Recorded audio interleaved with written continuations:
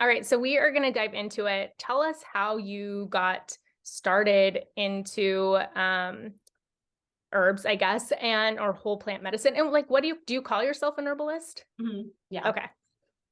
So I'd Yeah. love for you to, yeah, just to share like how you got into all of this. Yeah. So it's interesting because we're kind of our conversation, I think, since you're in the birth world, and we'll probably take a turn towards that direction anyway. But it was the first birth of my daughter that really spurred my motivation to learn more about herbs. We had a not so good hospital birth. I had a lot of birth trauma. She was a C-section, and I had tried to do the whole CNM hospital, natural hospital birth. I'm doing air quotes if you can't see me.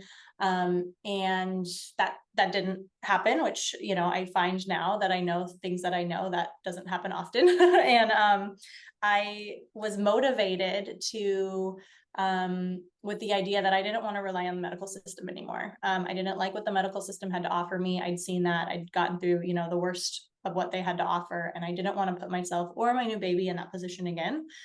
And so I chose to learn all the ways that I could to prevent having to rely on someone other than myself to take care of my daughter and her well-being.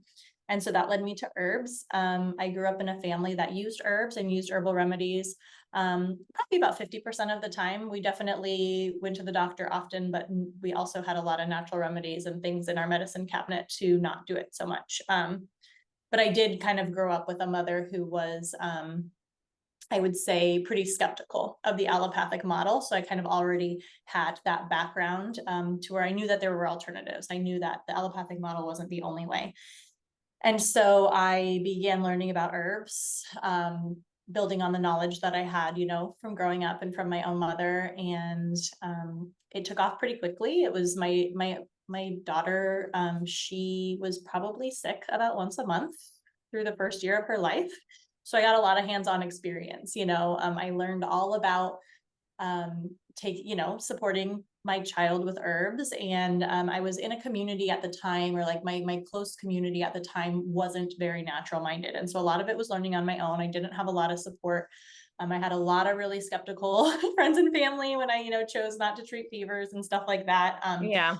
Over time, my daughter's immune system was supported enough that she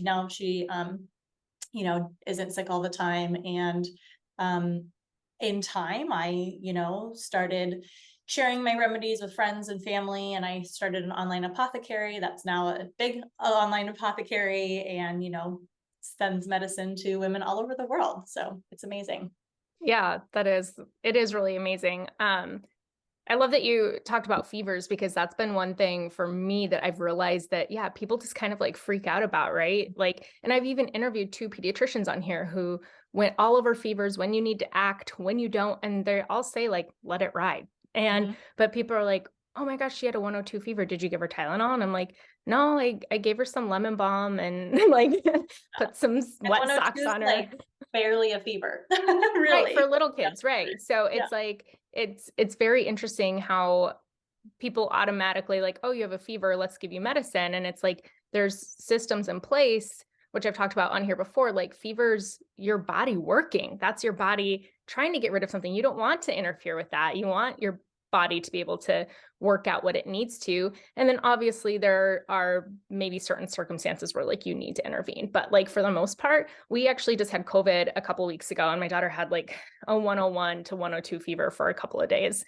And I had family like, are you giving her stuff to keep her comfortable? And I'm like, she's really not like uncomfortable from the fever. She's uncomfortable because she's stuffy, like I'm not And just this gonna like give idea Tylenol. Yeah, and this idea that like that we have to keep like this comfortable idea that like our kids are never not allowed to feel well. Our kids Mm, always have to be feeling 100% okay, and if they're not, we're going to just like give them Tylenol until they're acting like their happy selves again. It's kind of, when you think about it, like that's what we're ingraining in our children. We're definitely paving the way for repressed adults. I know that I myself am like, I tend to be feel like I'm feeling very over dramatic when I'm sick. And I, as an adult, and I wonder if that's why, because, you know, this society grows up that like kids aren't really allowed to be sick. You know what I mean? We just kind of have to take the Tylenol and keep going. And Yeah. hopefully they're fever free after 24 hours and you can send them to school and whatever. When in reality, like you can support your child just as well while they're uncomfortable. You know what I mean? Like moms have the superpower of holding our children and snuggling our kids in bed. And it doesn't matter if they're in pain or they're upset or they're tossing and turning. That's like the best medicine. So Yeah. I'd like to ask one or two more kids questions before we dive into the nitty gritty. Because I recently learned after having kids, like ear infections, because we go to a more natural minded pediatrician, but I realized they're very, very quick to be like, oh, she has an ear infection. You need to give her antibiotics. But then even just simple Googling it, it's like the majority of ear infections clear up on their own in a couple of days. And a lot of the like 70% of them or something aren't even like bacterial, or it might be the opposite. Maybe 70% are, but it's like, so antibiotics aren't even doing anything for it. Like the last time my daughter had an ear infection, she had a virus. So I'm like, why is the pediatrician prescribing me antibiotics for an ear infection when I know it's virally based? And I don't want to have to give antibiotics if I don't need to, because we know that that disrupts the microbiome and that it takes quite a while for it to be restored. So like, I know that there's some natural remedies for comfort for just things like that. totally. Yeah. Garlic mullein oil is what I use with my daughter. She's only ever had like one or two ear infections. I find if you don't treat with antibiotics, they don't come back as much. But yeah, the nice thing about the garlic mullein oil is that it does help with the discomfort, as we're talking about, you know, discomfort and managing it in our children. Ear infections are one of the things that I think it has a pretty strong, especially in infants, it has a pretty strong profile where once you've experienced one, you generally know when it's happening, because you know your children are screaming in the middle of the night for no reason. They can't lay down. As soon as they fall back asleep, maybe you're holding them and rocking them and they fall back to sleep, and once you lay them down, they wake up screaming again. There's just like a very intense form of pain. And the nice thing about, you know, garlic mullein oil is as soon as that oil hits the ear, you apply it internally into the ear, just a drop or two, and it coats the eardrum. It cuts that pain down way down. And so it works better than an antibiotic in several ways, but this is one of the most beneficial things that I've seen, is that you don't have to wait until the morning to call your pediatrician, get an antibiotic, go to the antibiotic. And then typically after you give the antibiotic, it takes about 24 hours to start working, right? Before the baby starts feeling better. But with garlic mullein oil, you get that almost right away. And then you would take it, you know, you'd use it the same way. I like to do like a drop or two in the morning and at night until seems to not be as much, that discomfort doesn't keep coming back. Typically it's about like 24 to 48 hours. I've given it up to like 5 days before. And then this is also a good time for like homeopathic remedies too. Like pulsatilla is a really nice one, for that, like, because pulsatilla kind of tends to deal with children who, when they're not feeling well, they get really clingy and want to be held, and they're just kind of like generally pathetic. And it also deals with a lot of shooting pains. So the combination together makes it really beneficial for ear infection. So that's another one that can be really nice too. And you know, I can use those together. I can use them separately, kind of depending on what I have on hand, but those are good to have. I always say, like, have the ear infection remedies in your cabinet, because it's at 1 o'clock in the morning when you need it. You're gonna wish you had it, you know. So Right. better have it on stock than Right. That was the thing with both of mine though, because they said my oldest had a double ear infection like over a year ago, but she wasn't tugging at her, like nothing. She had no symptoms of it. And same with yeah. my 1-year-old this year. We were at the doctor for strep, and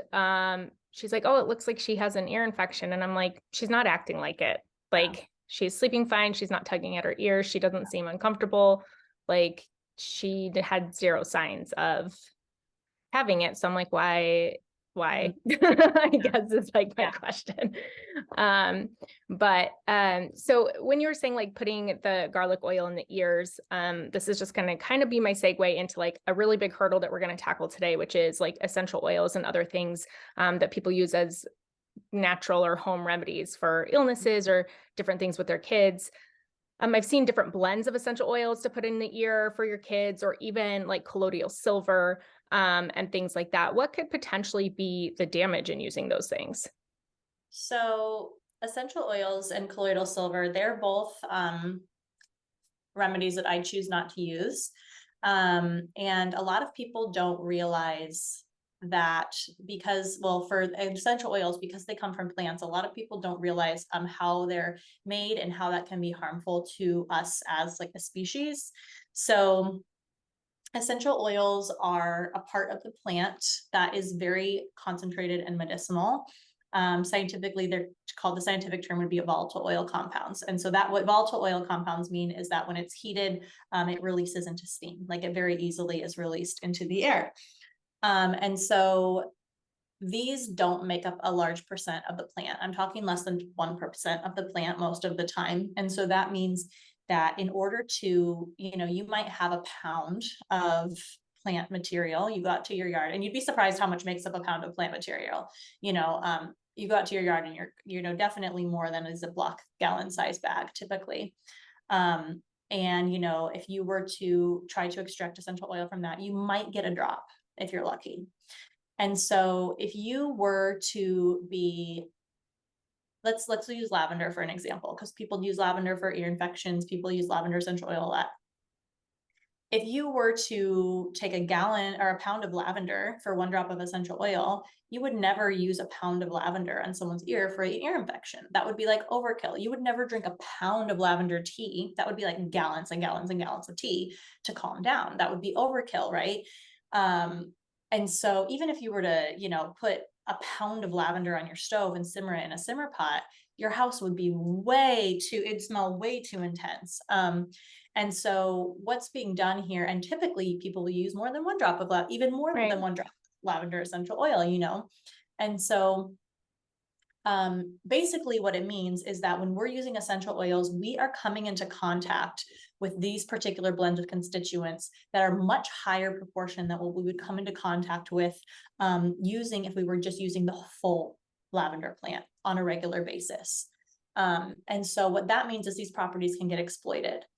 Now, there's not really a one solid general agreed upon reason why volatile oil compounds exist. Hypothesis is that they are the waste system of the plant. So the plants can't excrete waste like humans do. So they're stored in these volatile oil compounds. They work to repel their fragrance. They're highly fragrant to repel pests and predators. So it's kind of like a defense system of the plant. And so those are kind of the two thought processes. But what we know, because essential oils are highly studied, is that they are most essential oils, I would say almost probably say all essential oils, are very antimicrobial. They are responsible for the antimicrobial properties of a plant.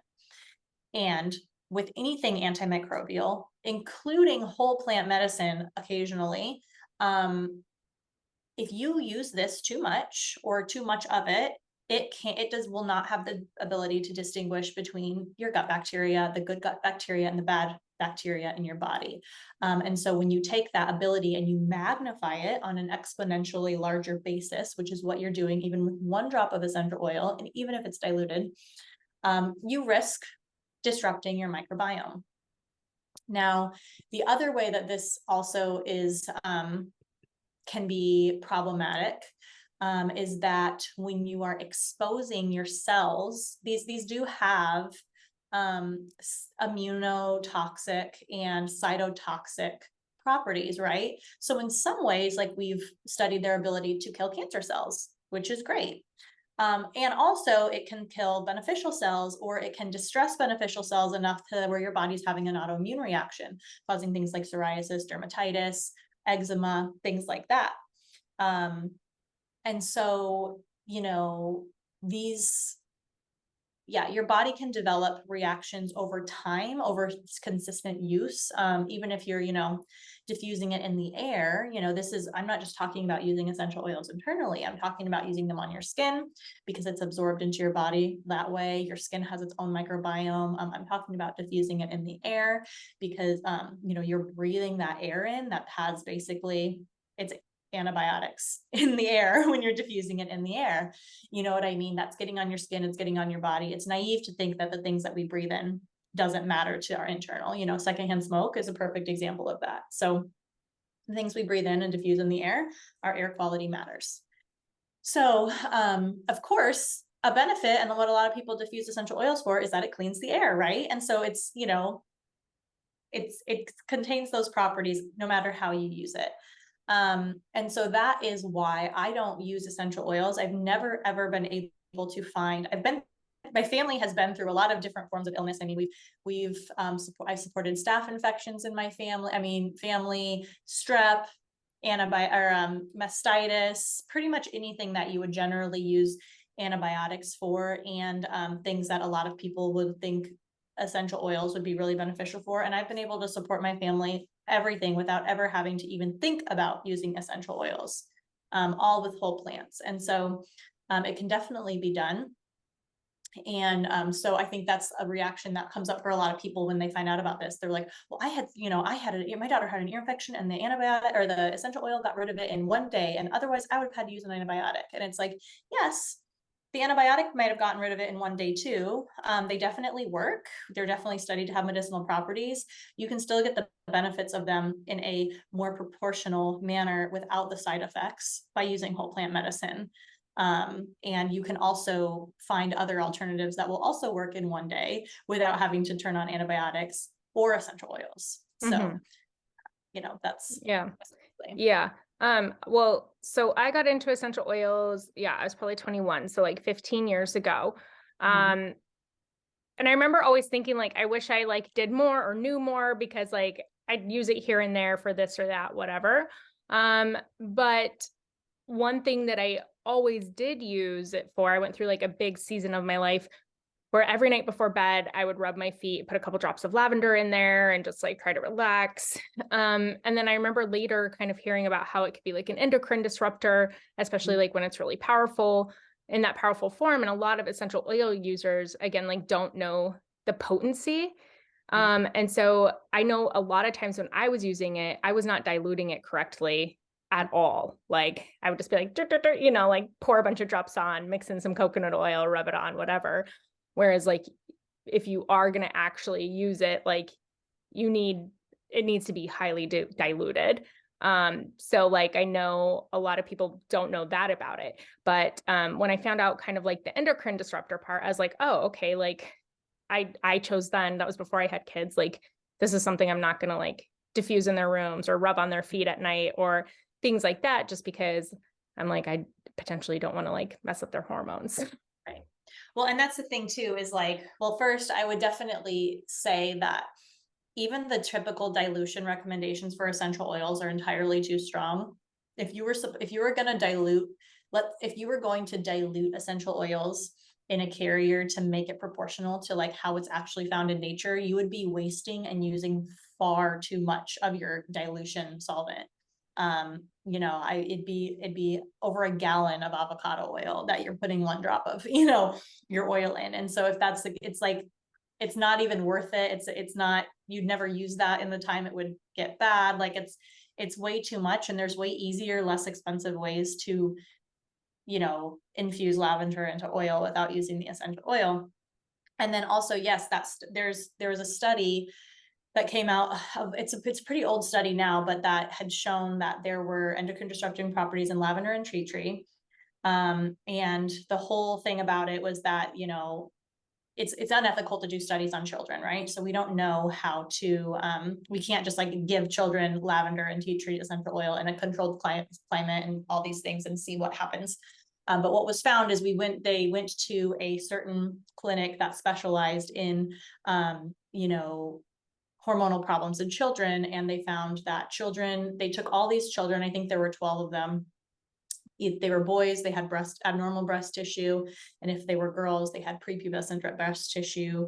They looked at the essential oil use in the family, and every family was using essential oils in one way or another. You know, one kid was getting it diffused in his classroom all day at school. Right. Another was like a baby that was body wash, using a lavender body wash every night. And when they took that out of the home, every single child, 100% of their breast tissue went back to normal. Now, the study has been disproven because the control size wasn't large enough. You know, we don't know what other toxins and issues were being done in the homes, etc.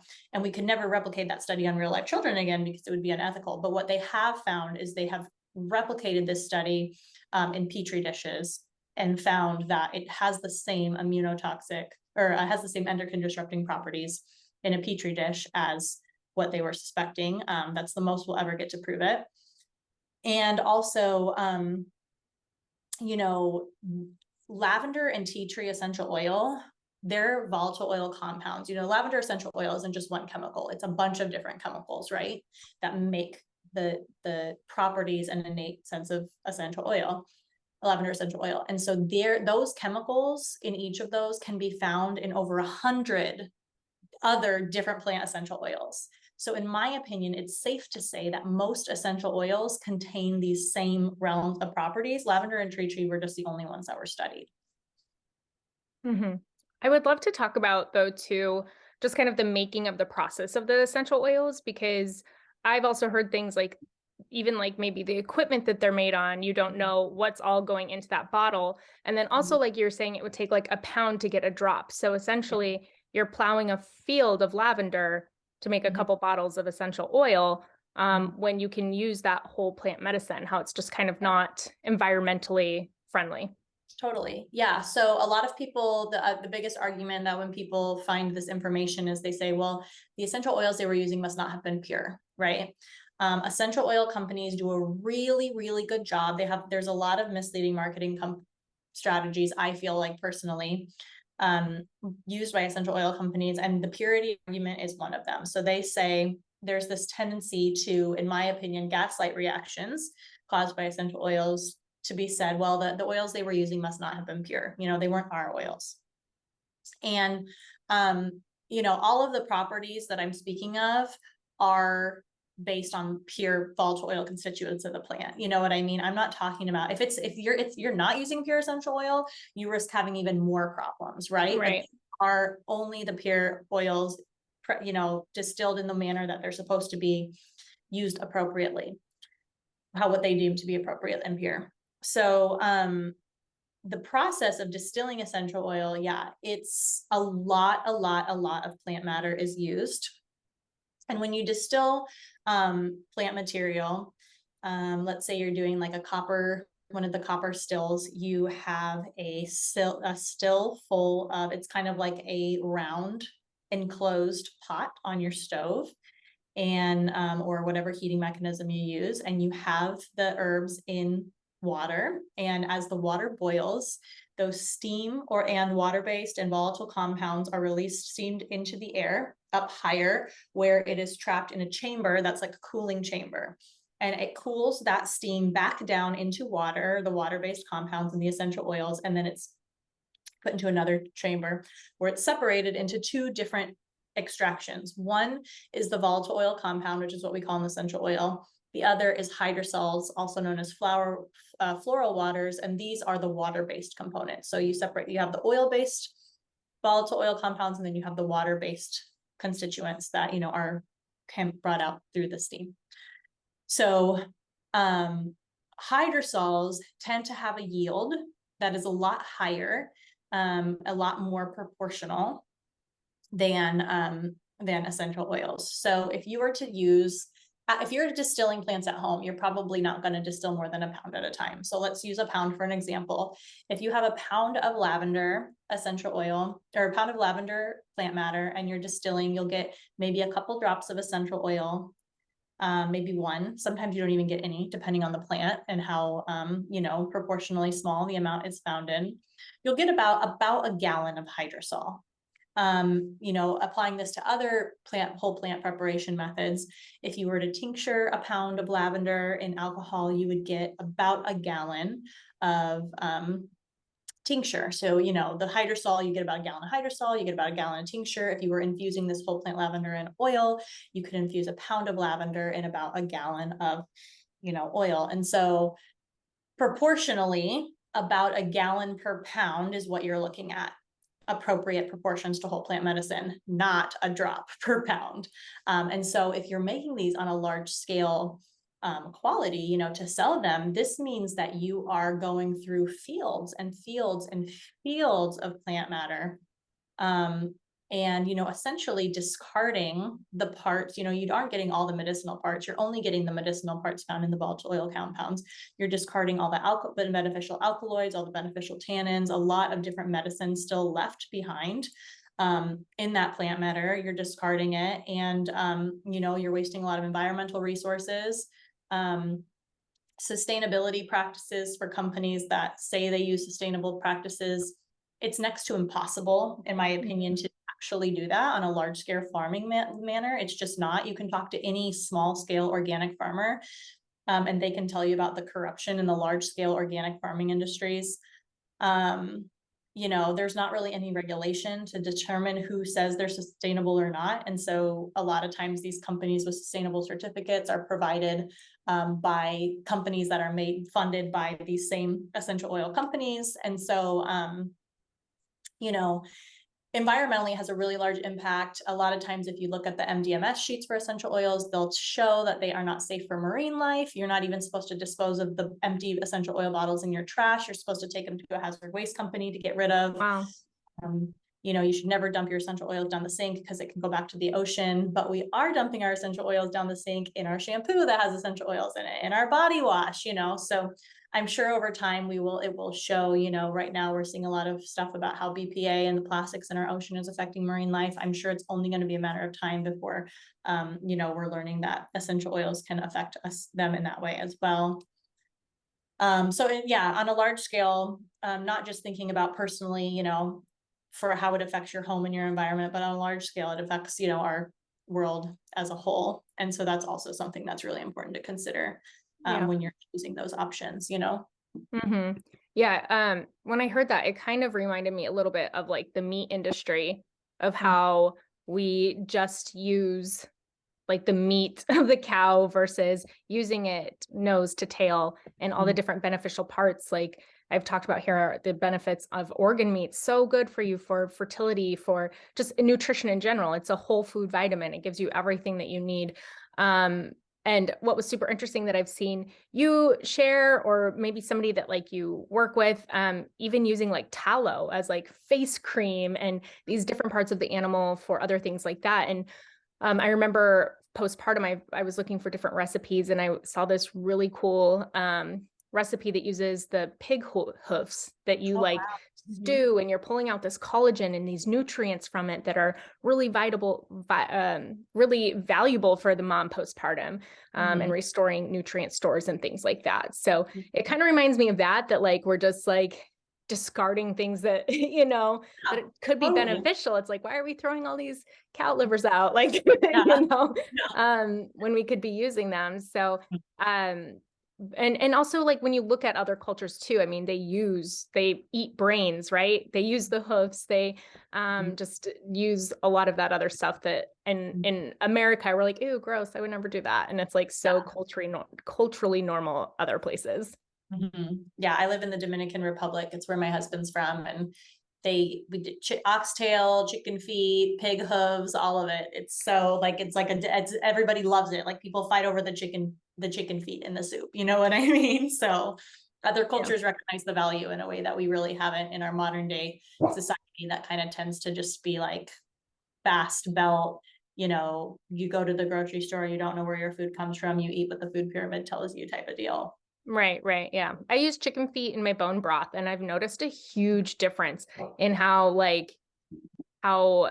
jiggly it is, like if I just throw it in there, when I was using it, I felt like I could never really get in it very like gelatinous. Yeah. And then after using the feet in there, I'm like, oh my gosh, it's like solid in the fridge when it's cold. I haven't eaten them though. Yeah, I still can't stomach eating them. They still kind of have their fingernails on it, and it's but I've tried. But I throw them in all my bone broth. Same with oxtail. I love eating oxtail now.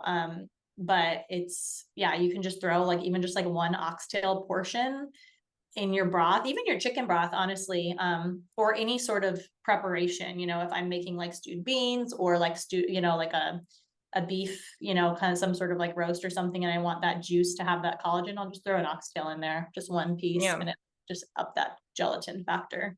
Yeah. I'll have to look into that. But yeah, I just found it super, super interesting. Because again, I mean, I was using essential oils when I found your account. And like I said, I've never used them like consistently, Right. really, just like here or there. I have used a couple like on my girls, like a digestive blend a couple times, but nothing consistently. I found that like a magnesium lotion on their feet before bed. I really like Yeah. I'll use the earthly one, um, but other than that, I just haven't used a lot. And I think because part of it too, like I had learned before I had them too, like if you don't know how to use things properly, don't use it. Again, Mhm. like the dilution and these different things. And I'm like, well, I don't want to go way overboard. Like I know a lot of people were saying, like with my kid teething, like you could use clove or you could use whatever. And I'm like, okay, but the dilute, like I didn't know how Yeah. to do it properly because I'd also heard stories of it not being diluted enough and it actually burns your gums and like different things like that.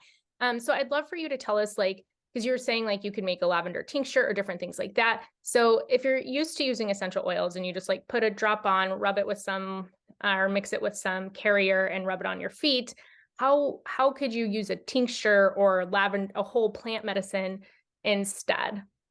Yeah. So there's a really cool thing that a lot of people don't realize. And then once I tell it once I say it, and if you're listening to this and you're kind of going to be like, oh, well, duh. But you'd be surprised what a good job the essential oil industry does of disconnecting people from the plant that their essential oils come from. So people will say like, oh, lavender oil for this, lavender oil for that. And they don't realize that they can use whole plant lavender for the exact same thing, right? So clove oil for your baby's teething, you can actually take whole clove and rub it or infuse it in oil and use that. And it's a lot safer. There's way less recommendations for like how to properly use it. And it works a lot better. The only thing that's different is it does take a little time to infuse, whereas with essential Right. oil, you make it that day. Um, but you're actually getting a much better, well-rounded, it's the difference between a 1 hour bone broth with an instant pack of, powdered bone broth and a 24-hour bone broth. That's, the difference in how it's going to be for your body, how it tastes, all of it, slow medicine. So, yes, if you are using, generally, a lot of essential oils are recommended to be used topically, whether it's internal or external use. So with whole plant medicine, if you're using something internally, you would generally take it in extract form, which is also known as a tincture. Typically, these are extracted in alcohol, can also be extracted in glycerin, or vinegar, kind of depending on the purpose. But generally speaking, an alcohol-based extract is the way to go unless you have some sort of dietary or some sort of like religious or dietary restriction. I use alcohol-based tinctures on children, babies, pregnant women, breastfeeding women. The amount of alcohol in a dose of an alcohol-based tincture is very, very low. It's equivalent to eating a ripe banana. So if you feel comfortable giving your children a ripe banana or eating a ripe banana when you're pregnant, you're totally fine. You should feel totally fine Wait, there's to alcohol in a ripe banana? there's alcohol in ripe fruit. Yeah. What? I Yeah. didn't know this. Yeah. Because it's not like fermentation process, right? It like Yeah. naturally, the bigger it kind of naturally has some of that. So yeah. Wow. Um, Interesting. so you will find people who do believe that even the slightest, most minuscule amount of alcohol is harmful, and they will choose not to eat ripe fruit. If Hmm. that is one of you, it's a very small percent of humans. If that is one of you, then you might want to choose a different option. But for most of us that are fine eating fruit, we are fine. We should be fine to consume alcohol-based tinctures, in my opinion. So that would be your option. The nice thing about alcohol-based tinctures is that they have a very long shelf life, typically up to like 7 years. The dose required is very low. And so you might only need like about, like it's like, typically it's about like 20 to 30 drops, a dropper full in a dropper bottle, a few times a day. So it's very concentrated, easy to use, etc. It extracts a good amount of alcohol and water soluble plant constituents from the plant, so it's pretty well rounded. For topical use, typically you would use either, depending on the problem, either an infused herbal oil. So you would take like lavender flowers, chop those up, put them in a jar, cover with avocado or olive oil or another oil of your preference that doesn't have a strong scent to it. Let it sit for about a month, strain it, and then you have an herbal oil that you can use topically on your body. You can rub into the body to relax, add it to the bath, use as a lotion alternative. You can mix with magnesium and, make your own magnesium rub. There's so many things that you can do. You can mix it with beeswax and have like a portable salve, for bug bites and scrapes and, your own personal travel sized herbal neosporin. And then also, you have herbal teas, infusion and infusions, which an infusion is just a strong tea. And so that's what I choose to talk about, refer to herbal water extractions as. And those can be taken internally or externally. So you can drink them, you can put them in your bath, you can make a compress with it. You can just, like apply it topically on like a compress, or, soak, or you can even use in like steam. Like if you have, a stuffy nose, you can add herbs to hot water and inhale the steam. That can be really beneficial. So there's an alternative in any way. And typically the best way to do it, to figure out how to do swaps, is just look at the essential oil that your favorite essential oil, or what you like to use, and find the whole plant of that. Now, if it's something like tea tree, which is a little bit harder to track down, you could look at other ones, like say maybe eucalyptus actually has a very similar profile to tea tree. So see if you can find eucalyptus close to you, or maybe that's a little bit easier to get a hold of. Or let's say that it's something that is maybe not so sustainable to harvest, like sandalwood or frankincense, then you'll want to look for alternative plants that have similar properties, and use the whole plant for that too, Mm-hmm. Yeah. Super interesting. Cause I'm like, want to start an herb garden now, and I accidentally, so last year we do a garden every year, and last year I planted a mint plant, and my dad's like, that's an invasive species, like it'll take over everything. I was like, yeah, whatever. I didn't really like last year, but then this spring it was all over the garden, right? And so I'm like, I can't throw all this mint out, because Yeah. I've been following you and like a couple other people that you introduced me to. So I took all the mint, I dried some of it, to make teas with. I put a bunch in a jar with alcohol on top for a tincture that I shake every couple of days, but I don't know how to use that tincture. I'm like, when would I use this mint tincture? I don't know. And then I chopped some up, with olive oil and ice cube trays for like cooking, and things like that. So I'm like, all right, I can't let any of this go to waste, but I mean, I know how to use the tea and the olive oil, but like, what would I use that tincture for? So you can use that tincture for a lot. Mint has one of the, it's such a broad spectrum of medicinal properties. So obviously we use mint in our oral care a lot. So you could use it as a mouthwash. If you're okay using alcohol-based mouthwash, you could add a drop or two onto your toothbrush and add your normal toothpaste on top, especially if you're using an essential oil-free toothpaste and you miss that mintiness. You can do that to brush your teeth. You can use mint. Mint is really beneficial for fever support. It's especially for like really hot, dry fevers. Just a couple of drops of mint tincture can really help cool, like kind of open up the pores of the skin. It's just really cooling in general. So Mm-hmm. you can add a dropper to your water bottle when you're too hot and drink that. You can use it as a bug spray. So you can put it in a little spray bottle and spray it on your body before you go out in the garden.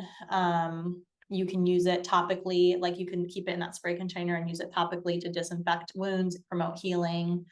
It's really beneficial for digestion. So like if you are having issues with nausea, it can help with nausea. If you are having issues like post-eating, like if you're really bloated or gassy or having any sort of cramps, mint can be really beneficial there.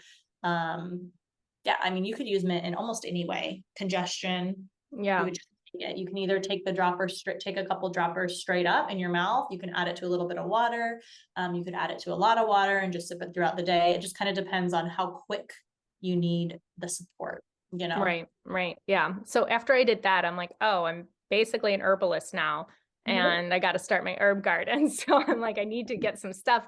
But I noticed on one of your posts, you made a post about herbs that you should have in your garden, like how to start your herb garden. There was like 5 herbs that that you recommended in there. And I noticed that nettle was one of them. And so being a birth worker, I've actually just more recently learned about the benefits of nettle. And I'd love for you to just kind of share a little bit about that.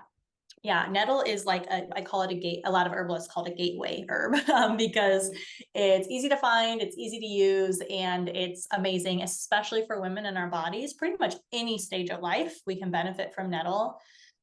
Nettle is a highly nutritive herb. It contains almost all of the vitamins and minerals that our body needs.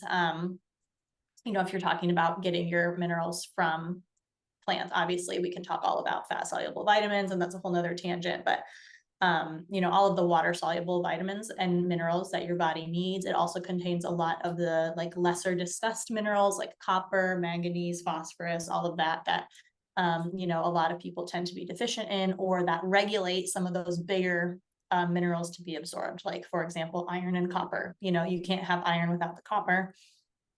And so it's a really well-rounded form of nutrition. So in our house, we use nettle infusions, which once again is just a really strongly brewed tea that's steeped for a longer period of time. We use those. I start giving them to my kids really young. We do that my children have never taken a multivitamin. We just give them infusions. You can use them while pregnant to build the blood. You can use them postpartum to help replenish the blood. You can throw them in soup, stews, cook with them. Once they're cooked, they can just take the place of any sort of green. So like nettle and quiche or pesto is really great. And nettle also has a lot of other benefits. It has a really strong benefit for the kidneys and urinary tract. So, if you're someone, a lot of times pregnant women can be more prone to UTIs, or maybe they're peeing a lot more. Children who tend to have UTIs or prone to UTIs, it can be really beneficial to help prevent, or when they have one, to help just kind of cleanse out the urethra with its diuretic effect and its kidney support. Nettle has a natural antihistamine. So it can be really beneficial to prevent like seasonal allergies. And finally, for pregnant women, one of the ways that it's most beneficial that I think a lot of pregnant women don't know is it has a really strong toning effect. So it tones the tissues. And so pregnant women who suffer from hemorrhoids or varicose veins, a lot of these like veining, like the vein, the herbs, the affinity for veins and like that toning might not always be easy to take during pregnancy, or you might want to take them in high amounts. And nettle is one that you should and can and would definitely benefit from. So it can kind of be like a happy side effect there to get your minerals and get rid of your hemorrhoids at the same time. Yeah, that's going to be something I need after my second. I thought that pooping after having her was almost worse than having her. Like Yeah. I was in so much pain. I felt like I was pooping out glass shards. Like it Yeah. was awful. Yeah. And even now, like, so I ended up getting a bidet and it's like the best thing I've ever done. And now I'm like, if I have to poop, I'm like, I'm going home. Like I need to wash my butt because like, if I start like wiping too much, I just start bleeding still. Yeah. And it's been over a year. So, so I'm like, man, I just, with my third, I'm like, I just need to, I don't want to, I'm more scared of the hemorrhoids than I am of giving birth again. So yeah, I'm definitely going to have to look into that. Well, I guess you kind of answered a little bit of my question of are herbs safe in pregnancy? You see like a lot of red flags. But I mean, there's definitely certain things that like we recommend, like the red raspberry leaf tea and things like that, like helping tone your uterus. Nettle's one of them. I know the Nora tea is like a blend of a bunch of different ones to help prep your body for birth. But like, what would be the difference of me maybe buying a nettle tea or taking a nettle herb that I find at the store versus doing it myself or ordering from someone like you? Yeah. I would definitely love to go back and talk about herbal safety during pregnancy after I answer your question too.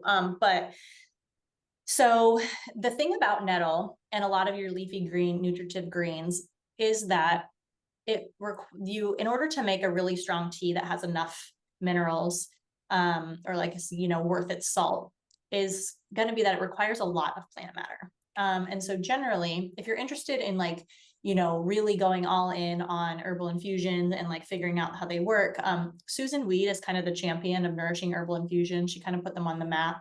And her suggested way to brew an infusion would be to use an ounce of dried plant matter with a quart of water. And you would be surprised how much an ounce of nettle is. It will nearly fill your whole quart-sized jar. So, when you get a bag of nettle tea from the store, it maybe has a teaspoon. So I'll actually, if I'm going to buy, and let's say I buy nettle tea from the store, I use like 6 tea bags in a quart, and that's still probably not enough. So generally speaking, how I do it, because, the resources of going through that much nettle a lot can be quite, you don't have a lot of nettle on hand all the time. So I'll use a large handful of nettle in a quart size jar, but you still can't even get that much in a nettle tea. So within like buying nettle capsules from the store, capsules aren't really necessarily my favorite way to consume herbal medicine. You kind of miss out on a lot of different benefits of getting them extracted in a different way. So first thing is as soon as an herb is powdered, it starts to degrade because it is become a larger amount of surface matter of the herb are exposed to light and air, which cause the plant to weaken and lose some of its medicinal property. Then we don't know how long that those capsules have been sitting on the shelf for. So it's very likely that, they aren't as medicinal as they could be if you made nettle yourself and powdered it at home and kept it in a dark cabinet, and used it as you needed it in your cooking or whatever. Or bought it from like a smaller herbalist who, shipped you the nettle and you knew exactly the day they harvested it and knew how fresh it was. And so, there's that. A lot of times capsules actually just kind of pass through the digestive tract unabsorbed. Adding heat to draw out some of those vitamins and minerals is really beneficial, which is another thing that like doesn't happen with capsules beyond like your body heat, So I'm not a fan of capsules. They can also, and then, they can also be adulterated, right? So we can't see in a nettle capsule. We don't know that that's actually nettle in the capsule. You know what I mean? A lot of studies have shown that a lot of capsules that you buy, maybe some might even only have like 10% of the actual herb in it, and they're adulterated with other things. So then you're getting like zero benefits. Exactly. So, and also, I just find that people don't want to like, in order to get the benefit, you might have to take like 6 to 8 nettle capsules. And like, a lot of people don't want to take that many a day, or you're already taking, like if you're taking liver pills and nettle capsules, it adds up to be a lot. So yeah. I would recommend either sourcing your nettle leaf from making your own infusions with nettle leaf that you've sourced, from a farm or a bulk herb supply company, or buying it from somebody who knows where their nettle came from and has like a good preparation. A nettle vinegar is really nice. Like a nettle oxymel can be a nice substitution if you don't want to make an infusion every day, because vinegar is a really good solvent for vitamins and minerals too. Mm-hmm. Yeah, that's super interesting. Yeah, I realized even like learning about red raspberry leaf tea, like now I always recommend them starting it sooner, and then like at the end of pregnancy, and like brew 3 bags, let it brew for like 15 hours. Like what I do is I brew it overnight and then drink it the next day, or I'll pour it in the morning and then like before bed drink it. And I'm like, I just put like 3 or 4 bags in there, because in like 1 bag of red raspberry leaf tea that you're brewing for 10 minutes, you're really not getting any benefits from. Yeah. So there's like, people know about it, but they don't know how to do it right. Yeah. And if you were like, let's say if you like, it's so easy to compare too. Get nettle and raspberry leaf tea from the store, make a cup of nettle tea, make a cup of raspberry tea, and then make an infusion of each and taste the difference. It is night and day. I mean, a nettle infusion is like dark swamp green. You know what I mean? Like a nettle tea is like barely anything. And red raspberry leaf is very rich in tannins and astringents. I mean, when you drink an infusion, your mouth almost puckers a little bit, you know what I mean? Versus drinking the tea, 1 tea bag is not, you won't get any of that benefit. It's quite weak. So. Right. Yeah. Super interesting. Okay. Yeah. So let's talk about just the safety of herbs in pregnancy. Because I know it's unethical to test on pregnant women, like as it is children. So with a lot of things, it's like, well, just avoid this or that. And we live in a country, well, I live in a country that's mostly Western medicine, and doctors just have a lot of pushback on trying more natural things. And I know that there's just times where herbs could be more beneficial, especially in pregnancy, when you're trying to build your baby's microbiome and trying to like just set yourself up with good nutrient stores and whatever for like this next season of life, versus maybe taking something over the counter. Yeah. So yeah, definitely. Obviously, herbs cannot be tested on pregnant women. It's unethical. And And also herbs are required to kind of be proven safe first, to be proven that they don't cause harm in order to be considered safe. Whereas pharmaceutical meds are proven safe, or herbs are considered harmful until proven otherwise in the allopathic world, whereas pharmaceutical medicine is considered safe until proven harmful. So there's definitely like a weird double standard there. And because of the fact that herbs are considered harmful in the medical world until they're considered safe, and you cannot test on pregnant women, I think personally that herbs, even outside of the pregnancy realm, tend to be the scapegoat for a lot of things where, oh, I don't know what happened to you, but you took that herb. That's probably what did it. You know what I mean? And so in the allopathic realm. And so there's a big culture of fear there's fear around using herbs during pregnancy. Because of course, what mother wants to inadvertently harm themselves or their baby while they're pregnant? No mother wants that at all. So in order to first understand how to use herbs, quote, safely, and I don't really believe in using that word much anymore, especially in regards to pregnancy, but you have to understand how they're used to harm pregnancy, right? And so I want to be clear that this is not, I've studied abortifacient herbs very in depth, and this has nothing to do with my own personal feelings on abortion or, what I think about that in regards to politics and whatever. But I do want to say that I've studied abortifacient herbs very in depth with the intention of knowing that if I know how to cause a pregnancy release with herbs, I will know how to use herbs on a pregnant body safely, right?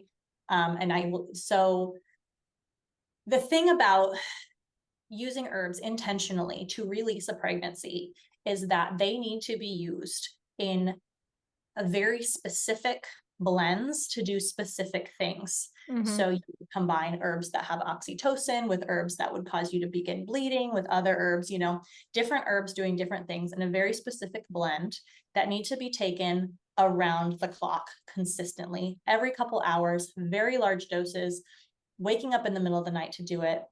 And it doesn't always work. It needs to be done in less than 8 weeks of pregnancy. The earlier, the better. Usually between 4 and 6 weeks is that window. It doesn't always work. And for the people who have tried to release a pregnancy and it hasn't worked and they go on to have their baby, there has never been ever a case where the baby was harmed by those herbs that were used. So what that leads me to conclude is that it is really, really, really, really hard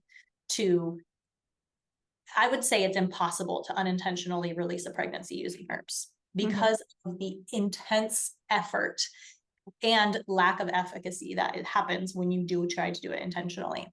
So I trust women, I trust pregnant women, I trust women to know what's going on with their bodies all of the time.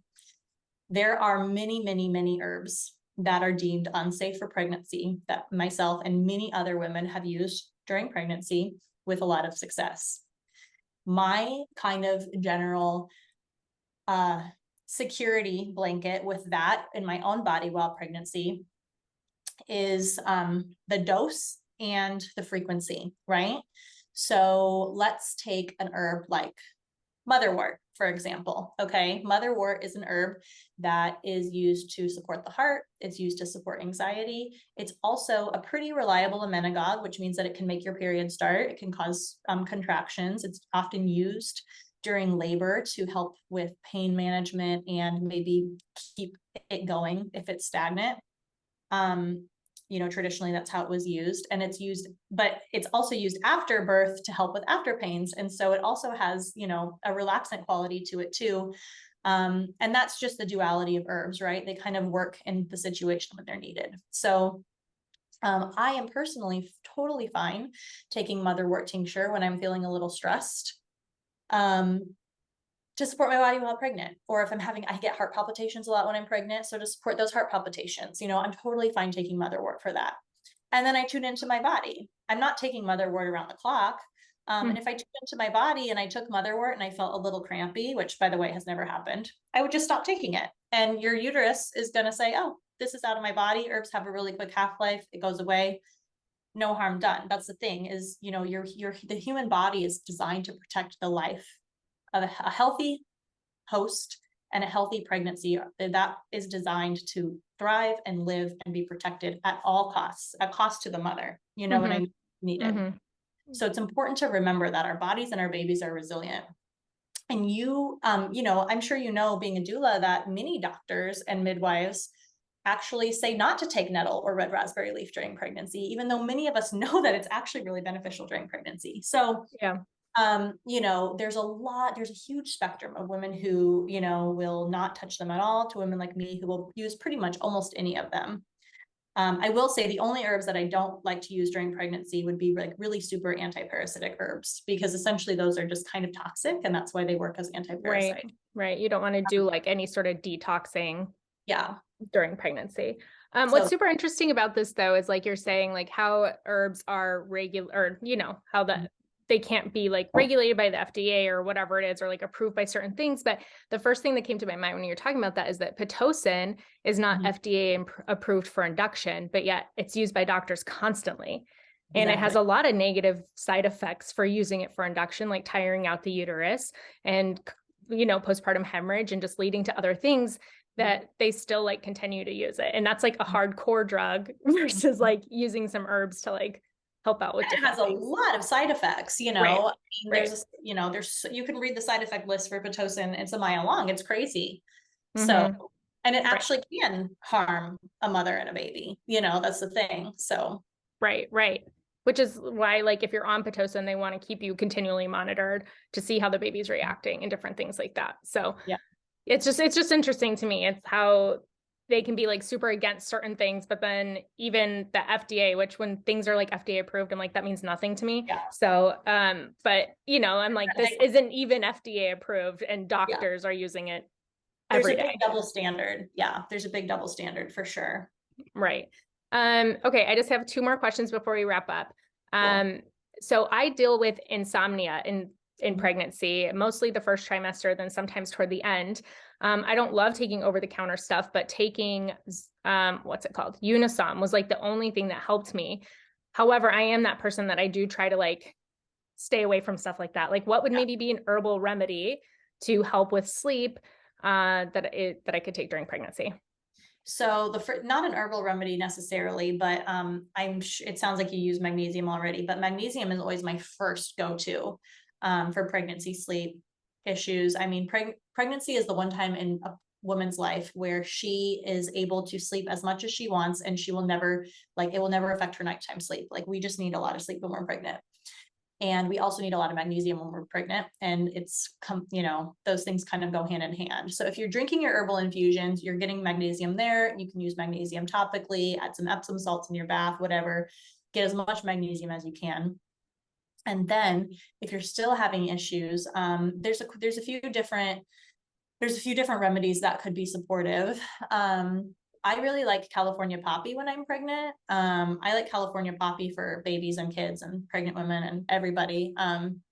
It has a pretty strong indication for like that discomfort, that tossing and turning, inability to get comfortable enough to go to sleep. It's not going to make you drowsy, but it's going to just kind of like put you at ease in your body a little bit so that you can sink into a deeper sleep, you can get comfort. You know, it helps with muscle spasms and Charlie horses and growing pains, all of which often happen during pregnancy because things are moving and stretching and spasming and whatever. So California poppy is very nice. There you can use like lavender herbal baths, lavender hydrosol in your pillow. You know, lavender can be really, lavender body oil in the bath can be really nice. Let's see what else. Hops can be really beneficial. A lot of pregnant women who crave beer during pregnancy find they really like hops tincture. This one will make you a little bit it might make you a little bit drowsy depending on how much you take of it. It's once again has an affinity for kind of pain relief. A lot of herbs that help with sleep have an affinity for pain relief, and so it can kind of just help you feel more comfortable in your body to sleep at night.